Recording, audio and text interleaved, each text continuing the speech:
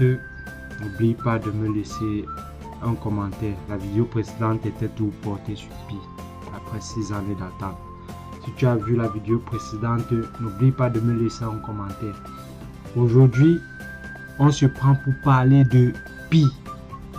Est-ce que Pi doit atteindre 314 000 $? Qu'est-ce qui va se passer le 14 mars 2025? Quand j'étais dans un forum, il y a une vidéo là qui circule et certaines personnes s'appuient sur cette vidéo pour soutenir leurs paroles. Et bon, c'est pour ça que je fais cette vidéo. Pour dire, arrêtons de nous fier à certains trucs que les médias balancent sans preuves concrètes. D'aujourd'hui, on se prend pour avoir des preuves concrètes. Prenons une vidéo qu'on a fait, qu'on a montée, qu'on a balancée. On se prend aujourd'hui pour avoir des preuves concrètes. Bon, je vous balance d'abord la vidéo, vous regardez.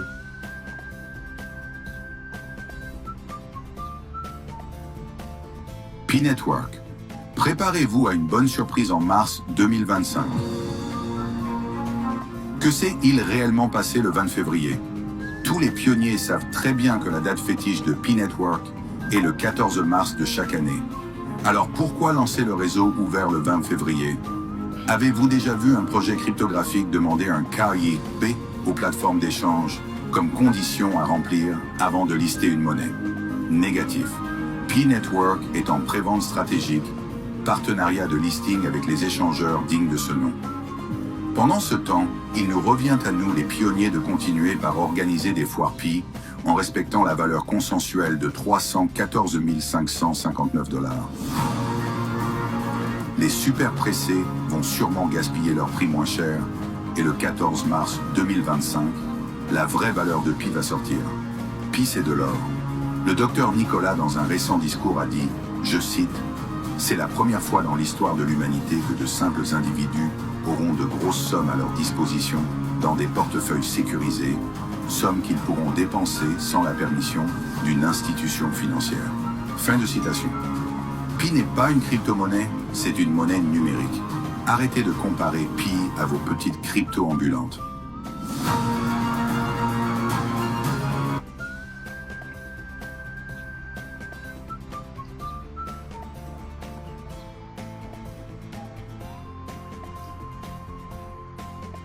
Ok, comme je disais, j'espère que vous avez vu la vidéo. J'espère que vous avez vu cette vidéo. Pour moi, j'ai pas de problème avec cette vidéo. C'est juste que j'ai vu certains de mes frères s'appuyer sur cette vidéo pour avoir foi au projet Pi. Pourtant, un bon projet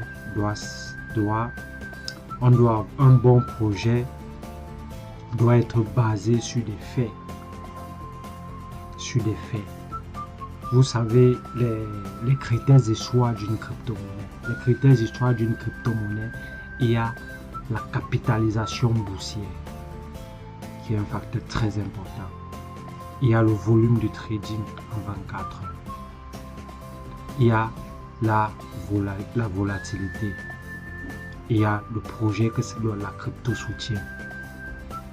Il y a la communauté. Vous voyez, il y a aussi la quantité de jetons en circulation.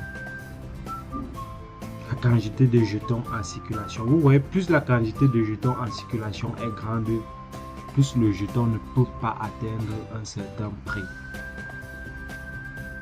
Plus la quantité de jetons est grande, plus le jeton ne peut pas atteindre un certain prix. Il y a maintenant le volume de trading, la quantité en circulation, donc la quantité de jetons total, la quantité en circulation et la quantité bloquée. C'est grâce à ça si on sait si une monnaie va atteindre un certain seuil ou pas. Donc direct, on se passe sur CoinMarketCap.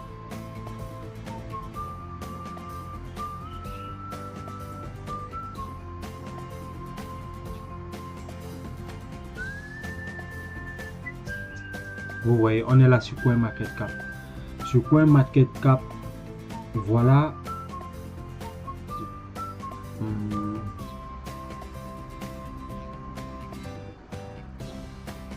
Sur CoinMarketCap, nous sommes là.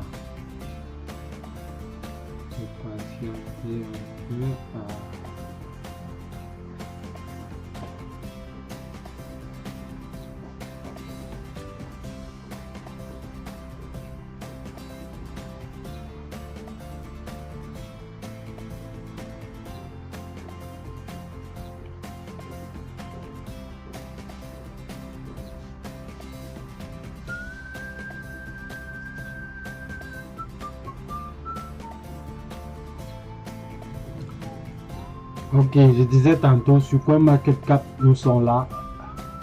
Voilà le market cap de Pi. Le market cap de Pi est à 11 milliards 814 millions. Bon, en effet, ça varie, vous voyez, ça varie. Là, ça varie, vous voyez, ça varie, ça bouge. Voilà le volume de trading en 24. 617 291 665 USDT. Ouais. Et voilà l'offre totale de Pi. L'offre totale de Pi est de 100 milliards de Pi. Regardez l'offre en circulation. L'offre en circulation est de 7 milliards 155 millions 314 217. Vous voyez, voilà le nombre de Pi en circulation. Il y a pratiquement combien bloqué. On part un peu, vous voyez, avec on va aussi faire une certaine comparaison avec le BTC. Ok, donc nous allons aller sur CoinGecko, essayer de faire une petite comparaison avec la mère des cryptos qui est le BTC. Donc là, comme ça, nous sommes sur CoinGecko. Regardez la capitalisation boursière du BTC. Le chiffre est tellement grand. Vous voyez, voilà la capitalisation boursière. Voilà le volume négocié en 24 heures. 72 milliards. Voilà ça.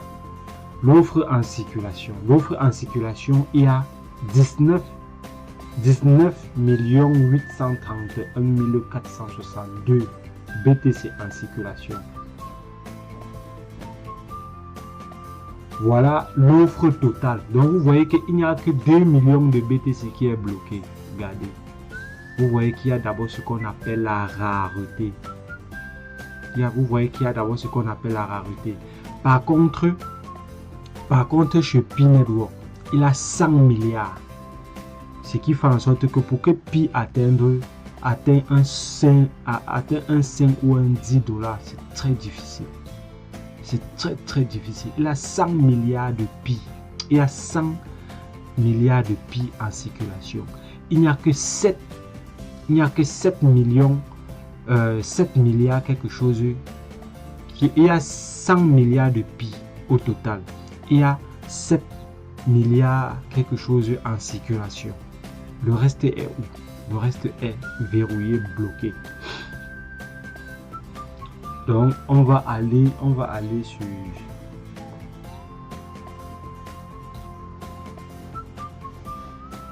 donc vous voyez déjà ici là que il y a d'abord la quantité. La quantité de Pi est de 100 milliards de Pi. Ce qui fait en sorte que le Pi ne peut pas atteindre un certain prix facilement. Impossible. Il y a la quantité qu'ils ont verrouillée. La quantité qu'ils ont verrouillée est très beaucoup. Ça veut dire quoi? S'ils ne trouvent pas une stratégie, pour ouvrir les vannes, parce que ça fait quand même 6 ans de minage. 6 ans de minage, chaque personne attend un bout de pain. Et là, présentement, ils ont verrouillé. Ça veut dire que s'ils ne trouvent pas une stratégie pour ouvrir les vannes, il y aurait une pression vendeuse. Dès qu'il y a une pression vendeuse, Voilà Pi à ce niveau. Il est à 1,6. S'il y a une pression vendeuse, Pi va se trouver à 0,6. Venir retoucher les 0,08. Pourquoi pas plus bas? Vous voyez, donc présentement, Pi doit vraiment trouver une stratégie. Pi doit trouver une stratégie pour ouvrir ses vannes, sinon vraiment il y aurait une pression vendeuse. Et moi je pense que c'est ce qui va se passer. Donc on arrête de se baser sur des vidéos montées pour soutenir le projet Pi. Que Pi arrête d'utiliser les médias pour soutenir le projet. Et vous voyez aussi, il y a le Pi n'est pas listé sur les grandes plateformes, à l'exemple de Binance. Les grandes plateformes de trading, à l'exemple de Binance et de Bybit. Il n'est pas listé sur cette plateforme-là. Quand il serait listé sur cette plateforme-là, vous allez voir le volume de trading journalier va augmenter la volatilité et ça va rendre un peu, ça va faire un peu que le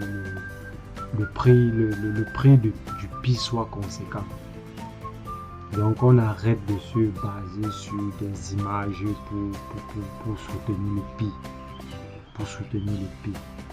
Ok, c'est Crypto Pro.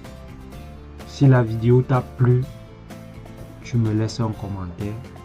Si c'est que tu as des suggestions, tu me laisses un commentaire. Et si c'est pour prochainement, tu partages la vidéo, tu la commentes. Et là, prochainement, je cherche de nouvelles informations pour toi. C'était Crypto Pro.